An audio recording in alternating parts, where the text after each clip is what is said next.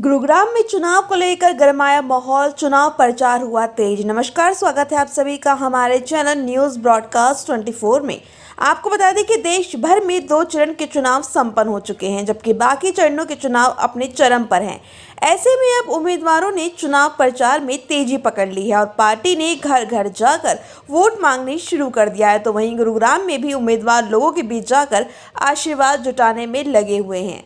आपको बता दें कि हरियाणा में छठे चरण में चुनाव है और ऐसे में इन चुनावों को जीतने के लिए तमाम राजनीतिक पार्टी और उम्मीदवार जी तोड़ मेहनत कर रहे हैं। तो वहीं इस बार गुरुग्राम चुनाव की हॉट सीट बनी हुई है, इसलिए जेजेपी पार्टी ने बॉलीवुड सिंगर राहुल फजलपुरिया को मैदान में उतारा है। और ऐसे में राहुल फजलपुरिया ने भी इस चुनाव को जीतने के लिए और युवाओं के साथ साथ मातृशक्ति को अपने साथ लाने के लिए डोर टू डोर अभियान शुरू कर दिया और दर्जन भर गाँव में जाकर लोगों से जेजेपी के पक्ष में वोट डालने की अपील करते हुए दिखाई दे रहे हैं।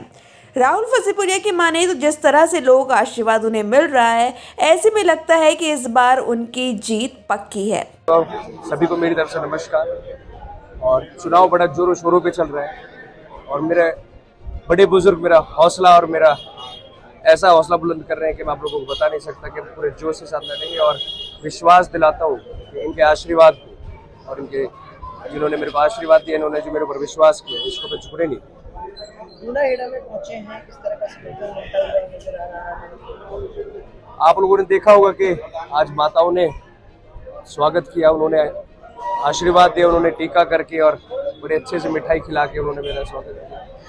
तो जहाँ मातृशक्ति एकजुट हो जाए, जहाँ युवा एकजुट हो जाए और बड़े बुजुर्गों का आशीर्वाद, फिर वहाँ किस चीज़ की जरूरत है? मुकाबला किससे मान रहे हैं? कांग्रेस की कभी टिकट भी अनाउंस हुई है। मेरा मुकाबला तो काम करने से है, जो काम नहीं हुए तो किसी को मुकाबला मान ही नहीं रहा। मैं तो बदलाव के लिए आया, मैं तो इतिहास बनाने आए।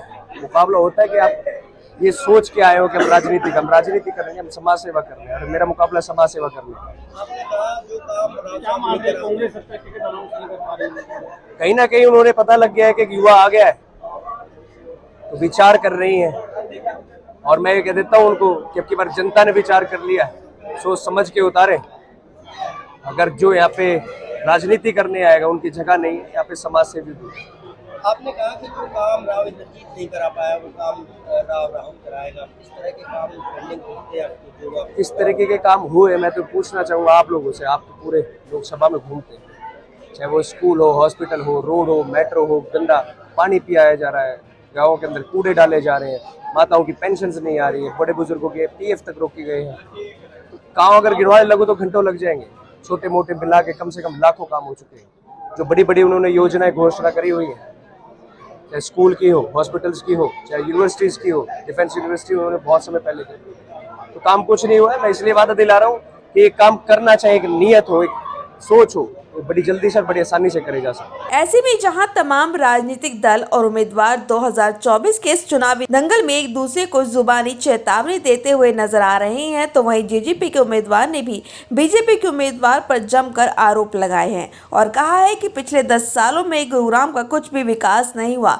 अब जबकि कांग्रेस की अब तक टिकट फाइनल नहीं हुई है, क्योंकि कांग्रेस को डर है कि जेजेपी ने एक युवा को टिकट दी है और इस बार गुरुग्राम में युवाओं की जीत होगी।